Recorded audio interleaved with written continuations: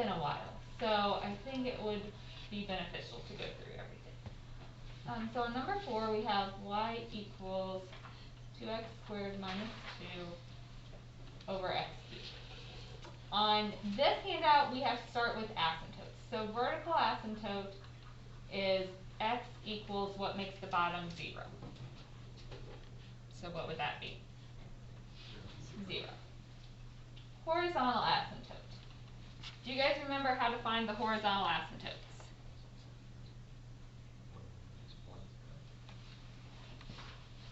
You do the limit as x approaches infinity. We have to do positive and negative infinity. Technically though, as long as they're two polynomials, you're not going to get more than one answer. So if it's a polynomial divided by a polynomial, it'll be the same either way. So I'm just going to put plus and minus infinity and kind of combine those into one. So we have found these before, it's just been a while. I can't just plug infinity into these because I get infinity over infinity and that doesn't tell me anything. So do you remember what our strategy was? What do we do to that? Yeah, we divided everything by the highest power of x. So we're going to take top and bottom and either think of it as dividing by x cubed or times 1 over x cubed. So that gives me a 2 over x minus 2 over x cubed over 1. Now 2 over a really big number is going to turn into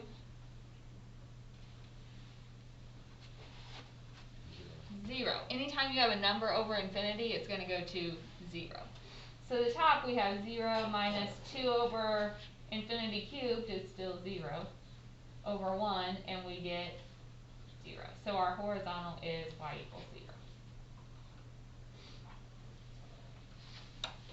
Alright, so I'm expecting you guys to identify these, and we have to include everything on the graph when we get there in a second.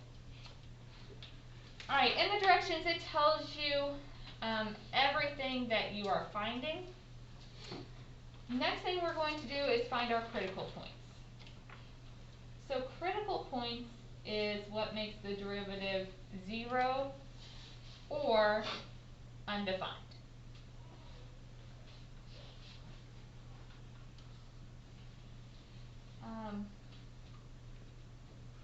Okay, to do that we need the derivative.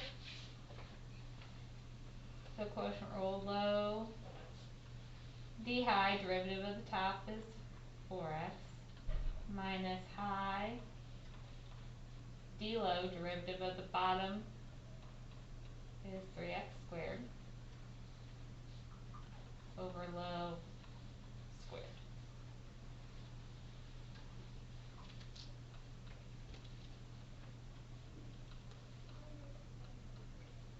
You left a minus 2 off that first set of or second set of parentheses. Oh, thanks.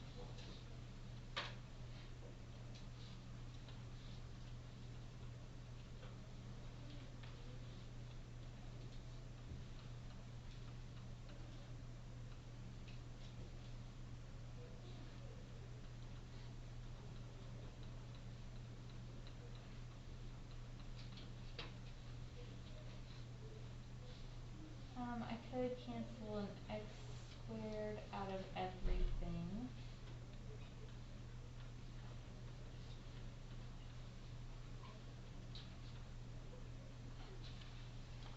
And so I get here. Critical points are anything that makes this 0 or undefined. What makes it undefined? 0. That's what makes the bottom 0, which is just a 0. To find out what makes it 0, you really just need to set the top equal to 0.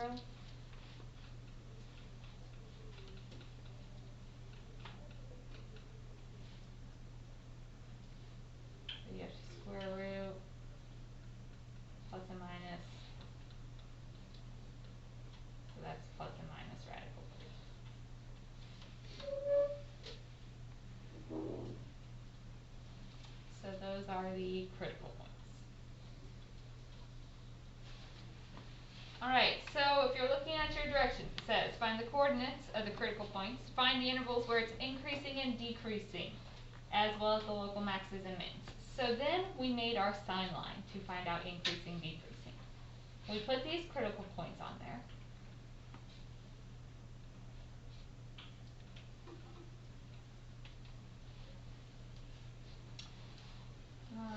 So then we picked test points, so maybe like -2, -1, 1, and 2. We're plugging those in right here. So if I put in a -2, get a negative on top and positive on the bottom, so that's negative. -1 gives me a positive, 1 gives me a positive, and 2 gives me a negative.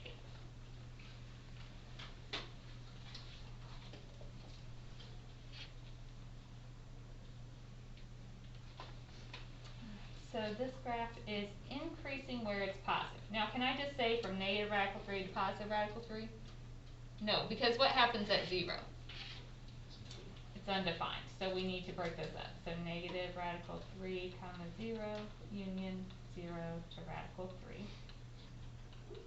So it's decreasing where it was negative. So negative infinity to negative radical 3 union radical 3 to infinity.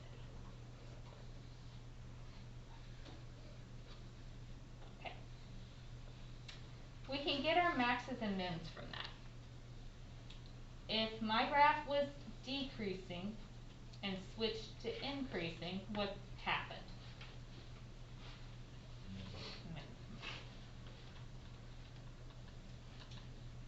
You can write those like in function notation, you can do it as an ordered pair.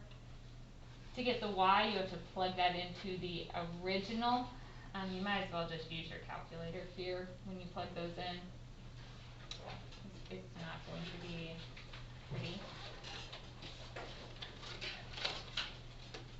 So if we put in negative radical 3.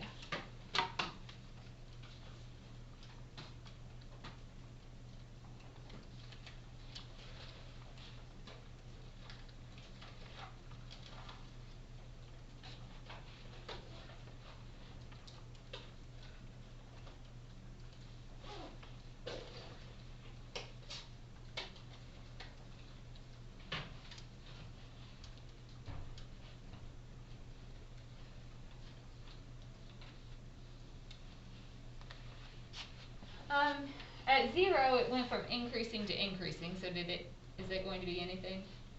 No. At radical 3, it went increasing to decreasing, so that's a local max.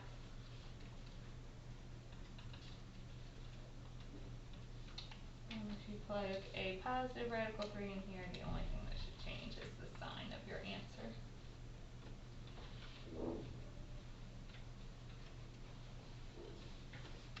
So there's my local max min. There is a lot of stuff that we're finding on these, so if you need more space, you're welcome to use notebook paper here. Then I asked for the inflection points and concavity. So we need the second derivative. So low, d high derivative of the top would be a negative 4x minus high d low derivative of the bottom 4x cubed over low squared.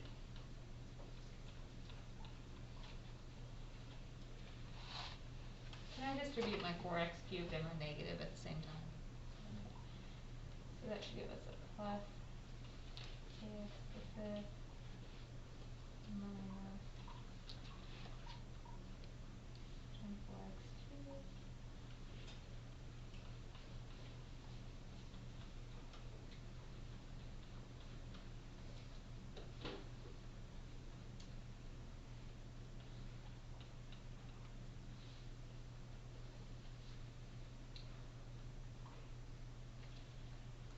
I can cancel an x cubed out.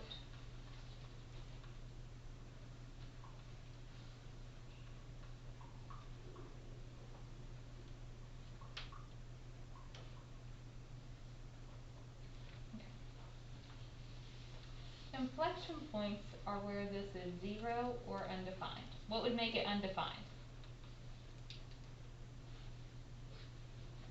0.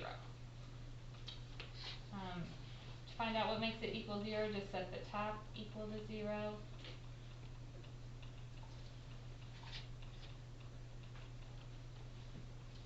Square root, plus and minus, so positive and negative radical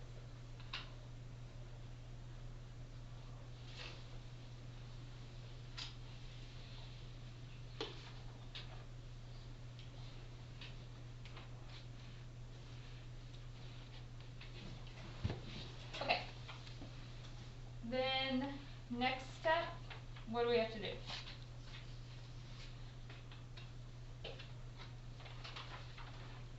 a sign.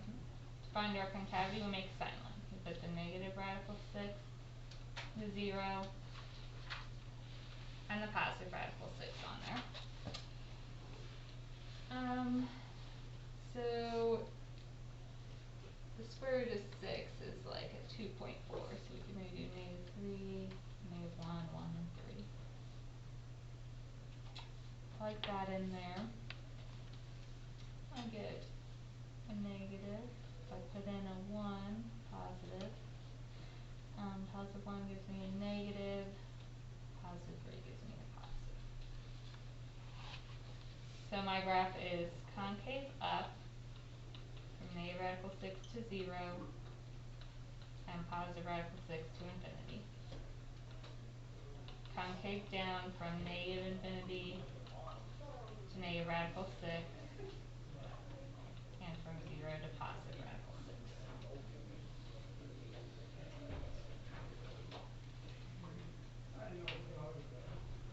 Okay. Let's start drawing our graph.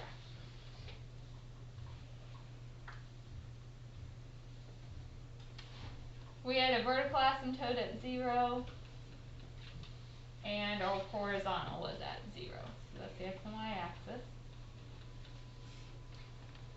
We have, let's plot our maximums and minimums. So, negative radical 3, like a negative 1.7 and negative 0.7. So this is kind of difficult to draw on your graph. You'll notice, I only counted by ones when I made your grid, so probably not the nicest of me. Try to just get it as close as you can. So about a negative 1.7 and a negative 0.7, so about there, maybe. And then we had positive radical 3 and positive 0.7, so about right there. Okay, inflection points, is 0 an actual point that I can plug in? We get undefined. But let's plug in the positive and negative radical 6 so we can plot them on the graph. So you're putting these into the original.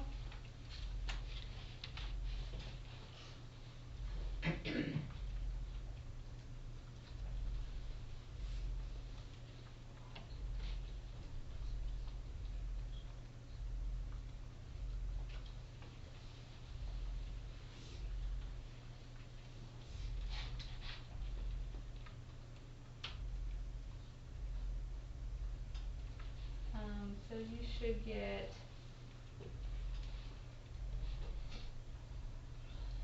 a negative 0.68 and a positive 0.68 when you plug those in.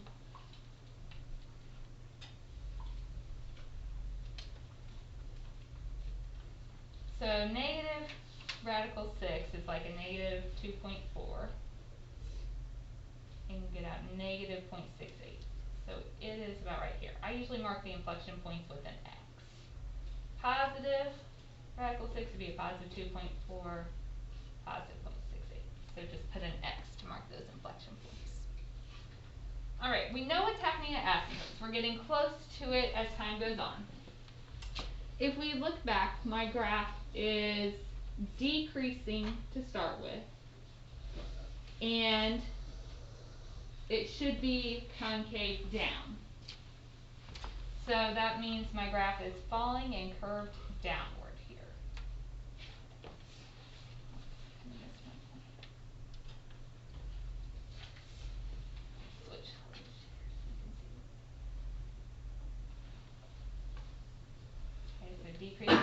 downward.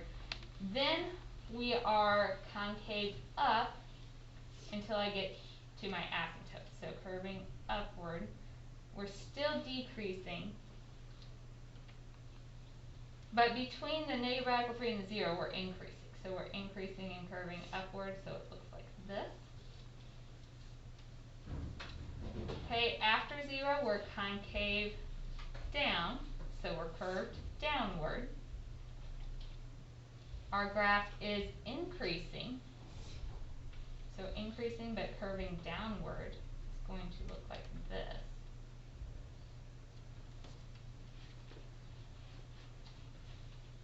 We are then, after that radical 3, we are going to decrease the rest of the time until I get to my inflection point. We're still right here, so we're still curving downward, but decreasing. And then after that, we're curving upward and continuing to decrease. So our graph looks something like this. Okay, I picked the hardest problem on these two handouts. Number 5 is probably pretty comparable to this. It's just a slight number difference, but the rest of the problems are going to be significantly easier than that. None of the ugly radicals in them. So are there any questions on this one? So you just have the rest of the hour to work on this stuff and ask questions. Remember, the first handout, you aren't doing asymptotes. So on that first page, you're just doing critical points, increasing, decreasing, max, min, inflection points, concavity, drawing the graph.